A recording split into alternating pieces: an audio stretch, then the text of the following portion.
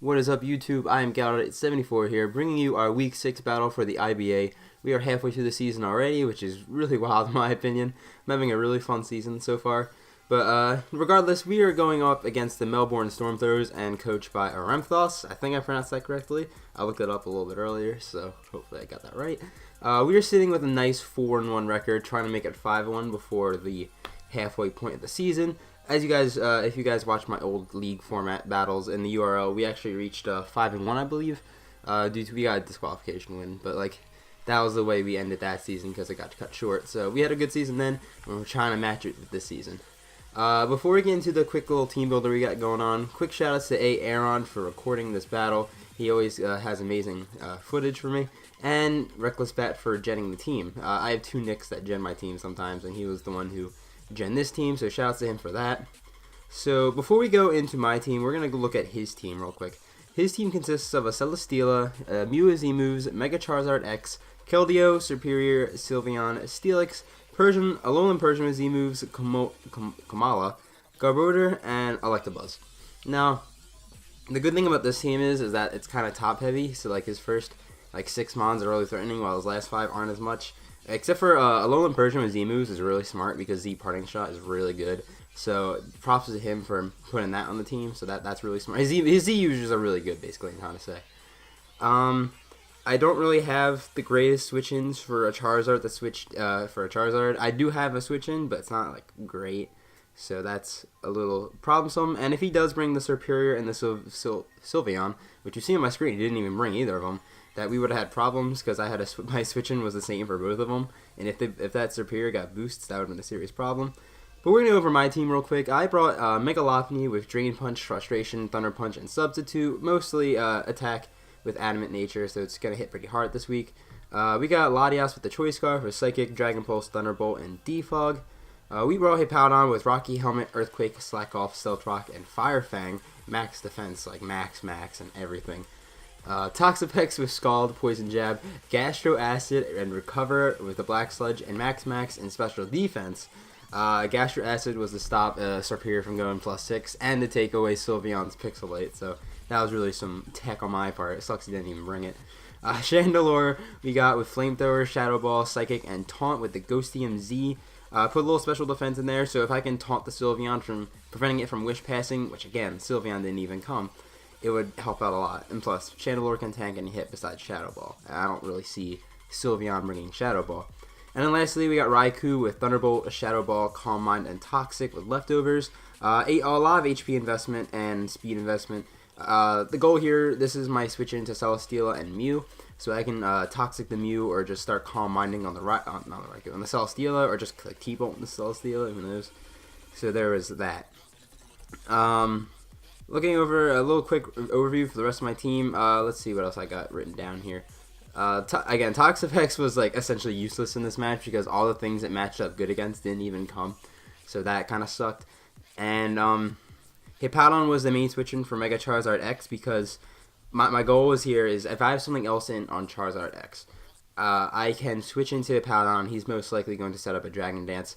I can tank any one hit while I can either Earthquake it, or hell, even if I switch into a Flare Blitz, he's going to take Recoil, he's going to take Sandstorm because I do have Sandstream, he's going to take Rocky Helmet, it's all this recoil damage he's going to take, and then he's just going to weaken himself down, and then Latias can come in with the Choice Scarf, so that was the thought process through that. But that's enough for the team builder, and we're going to get right into the battle. So here we go, we are going to jump into the battle now. As I reiterated in the team builder, he did not bring the Sylveon and Superior, which kind of shocked me. He did not bring the Keldeo, which that didn't shock me because I have a Toxapex Sin right there that can tank any hit from it any day. The Electabuzz shocked me at first, but looking back at it, it made sense. And then lastly, the Garbodor showed up, so I have to deal with that. I love a Mega Lopunny because Mega Lopunny can kind of just hit whatever hard. I can set up a sub to see what the Celesteela is going to do, as he just switches out into Garbodor. So that's pretty good news right there, telling me that his switch-in for Lopunny is basically this Garbodor. It could have been the Mew too. The Mew as well, but maybe he just, I'm not sure why exactly he did, but I set up a substitute just so I can scout what the Celesteela is going to do, as I just said. Now this is the freest frustration I have ever seen in my life because I can get some good damage on this Garbodor. Sadly it just misses out on half, so I can't go for it again. He's going to fire off a gunk shot, and that's definitely going to break my sub, so that's fine. I got some good damage on this Garbodor, telling me that it's more of a defensive Garbodor than anything. It's not really too offensive, as he shows the Black Sludge there too, so that just adds on to it. So now I can just switch out into Toxapex. I'm not sure why I did this at first, because there is a chance, I'm telling myself, if he's defensive, he's going to start hazard stacking me, which he does. He goes for the spikes here. And I can't really touch this Garbodor. I know Garbodor can't touch me, but I can't touch it, so I don't want him just constantly setting up spikes on my side of the field, as he just goes for Toxic Spikes this time around. And it's not that my team gets destroyed by entry hazards, it's just I prefer them not on the field. So I just go for Scald to see the damage, and it does a nice bit of chunk of damage, but not that much. No burn. I decide here that I just can't let this thing set up spikes and Toxic Spikes on me all day. So I expected him to just go for more and more, as I can just send in Latias. Latias doesn't get affected by either of the spikes, so that's good. And I'm glad I decided to run Defog on this Latias the last second, because I almost took it off. I am Choice Scarf Tabber, so staying in using Defog here was kind of risky, because if he had stayed in, I would have to switch back out. Luckily, he just goes in the Mew, so I make the perfect play and just go for the Defog, and all of his hazards are gone. So that's a big threat of hazard stacking gone right there. I don't think he's going to try and do it again now, knowing my Latias has Defog. Since I'm Scarfed, of course, and I can't even touch this thing, I have to switch out into my dedicated switch-in, which is the Raikou. As I can figure out what Mew set this is, I was kind of scared. I was thinking it was going to be more offensive, looking at the team comp, and he does end up showing a Signal Beam. I'm starting to notice a lot of my opponents put Bug-type moves on their Pokemon that don't usually get Bug-type moves. So I've been thinking about that recently. But he switches out, telling me he doesn't have Earthquake or Earth Power. I go for the Toxic, and he made a really good play here. Since Komala has Comatose, you can't actually poison it. So, good play on his part. It did kind of trouble me, because since Raikou is my main switch into Mew, I would either be A, using Toxic, or B, using Shadow Ball, which both Komala just completely eats. So that's a little bit of a problem we're going to face a little later. He does make a really smart play and goes for the U-turn on my Toxapex switch, and it does absolutely nothing, but he gets the momentum. He can just go right back out into Mew, which he just so happens to do here. So now I have to switch out, because I don't want to be taking a Psychic to the face. I could take it, but it wouldn't really be worth it.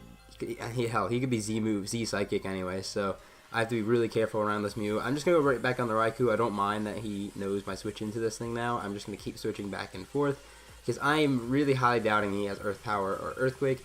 He just goes for the Side Shock, which kind of sucks, but kind of does. I don't know. I prefer him to had Psychic, because it would have done a little less damage, I think.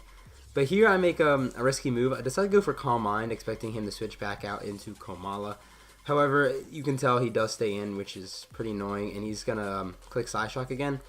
So I have a +1 in special attack and +1 in special defense.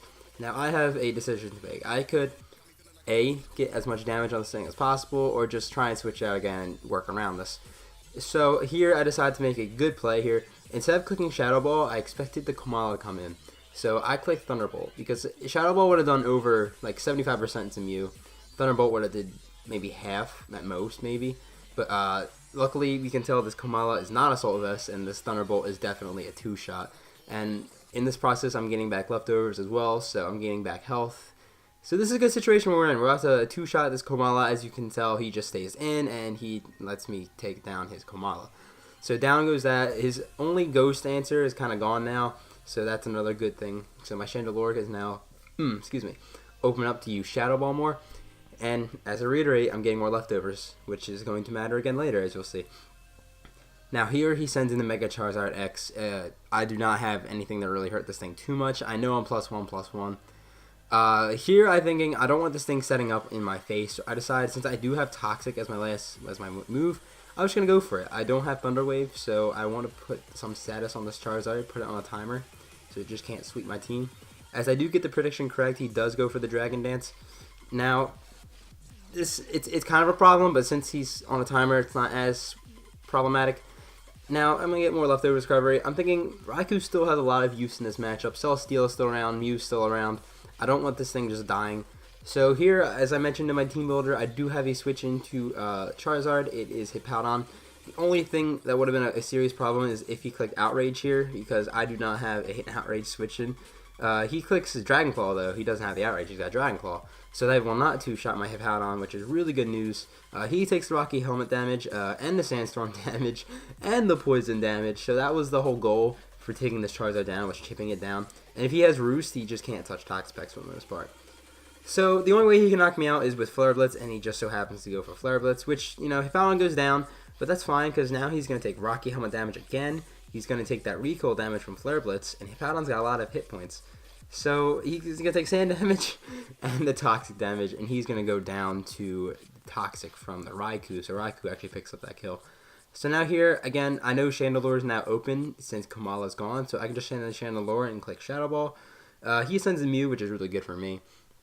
Now, I could just click my Nuke button because that absolutely destroys this Mew, which I do end up clicking my Nuke button, but he does, however, switch out into Garbodor just to sack it. So kind of unfortunate because 2 Shadow Balls would have killed this Garbodor, but I had to use my Z move, which is fine. Never Ending Nightmare still going to knock this thing out. Beautiful animation, by the way. While the Z move is taking place, I want to apologize for how fast I'm talking. It's just, there's so much to talk about in this battle. That's just how it is. So yeah, I'm going to hit this Garbodor with the, smack it up with a nice Never Ending Nightmare. I'm kind of curious to see what his last move was on this Garbodor. Maybe I'll definitely watch his video after it goes up on his side. If that's on the description, just make sure to go check out his link as well as the other coaches as well. But back to the battle, he sends out Electabuzz, first time seeing it in this battle. I didn't really want to be like T-Waves because I know I can't take this thing out. So again, I don't need Toxapex in this battle at all. So I'm just going to have Toxapex come here and take the hit. He goes for Discharge, showing he's special set. And it does under half, considering I am max. It's pretty nice. Stands a little annoying, actually, on my side now. It's doing a little bit of chip damage to Electabuzz, which is good, I guess. He's just going to click Volt Switch here. It won't kill me, but it'll get me down really, really low. I just decided to fire off a Scald, because burning Electabuzz would be kind of nice. And if Celesteela wanted to come in on this Toxapex, I could at least get some damage on it. However, he does send in the Mew, which does, he finally switches Mew in on a Toxapex. Really hoping this didn't burn, and, you know, of course it burns. I guess, you know, it's good luck, but it's bad luck. He's got Synchronize, he burns my Toxapex, which doesn't really matter at this point. No Black Pledge recovery now, which kind of sucks, but, you know, Regenerator exists. I was really scared at this point, because since I had burned this Mew, I've only seen Psyshock and Signal Beam. So he could have like Roosh setting like Calm Mind, who knows. So I was really scared to see what set this is. I switch in Raikou again as I switch in, and he shows the Z move, right? I'm thinking, oh, I'm dead. It's Z Psychic, but it's actually a Z Bug, which is he's got the Bugnium Z for the Savage Spin Out. It turns out after this battle, he told me that he had this because if I had brought Sharpedo, this would OHKO Sharpedo even behind Protect. So that was really, really good prep on his part if I had brought the Sharpedo. It was really good thinking. It's something I highly appreciate it. But fortunately for him, it doesn't even kill my Raikou, which that does kind of cost him. So now he's got to make another decision if he wants to switch out or just take this damage to the face. I decided just to click Shadow Ball since, again, Kamala's gone. I can just click it for free. It's just going to do a lot of damage to the Mew. Turning out it is more offensive, which I kind of figured it was because, you know, it's already got Psyshock and Signal Beam. But it's definitely, like, it might be, like, max special attacks, some speed, and some bulk. That's what I'm thinking. That's what I'm thinking in my head at this point. So now, luckily, the Mew is low enough for Mega Lopunny can just come in and click Frustration, which is what I'm about to do. As I click Frustration, and down goes the Mew. So he's down to just Celesteela and Electabuzz. Now, the way he's been playing the Celesteela has been telling me that this is an offensive Celesteela, like, setup. And in my prep, I did kind of think about this. I was really expecting more of a bulky Celesteela, which, of course, Celesteela is bulky, but, like, this is, like, bulky. Anyway, I go for Substitute, predicting an Autotomize, but he clicks Heavy Slam, which, you know, he doesn't have Air Slash, that's what that tells me, but Heavy Slam's still going to do the job. So here, I'm going to just let Mega Lopunny go down and go for Thunder Punch. He has the Wakan Berry, which, you know, I was actually rather happy to see that than, like, a Weakness Policy, because Weakness Policy would just destroy my team. Here he goes for the Autotomize, and he has that +2 speed, and this thing kind of just outspeeds everything, so I'm really scared right now. I'm telling myself, well, he's going to take me out with Heavy Slam. The only thing that would be really, really bad is if he gets an attack raise from this, which I'm not sure what he's going to get based on, like, his EVs. So he gets a Beast Boost here, and what do you know, he gets an attack raise, so I did some calcing, and Latias can actually outspeed this thing, but it can't OHKO it with Thunderbolt. Obviously with the Choice Scarf, that's the only reason I'm outspeeding it. So he knows now that I'm Choice Scarf, and T-Bolt does a lot of damage. He's going to go for a Heavy Slam, and this is just going to do an absolute boatload to this Latias. Look how much that does. That just does so much damage. Now here, T-Bolt I think was a roll. I can't really tell. It probably would have been in my favor, but he knows I'm Scarf, so he can just freely switch in Electabuzz and tank the Thunderbolt quite fine. He is Eviolite after all, so Eviolite, whatever how you pronounce it. So here was a really, really big turn.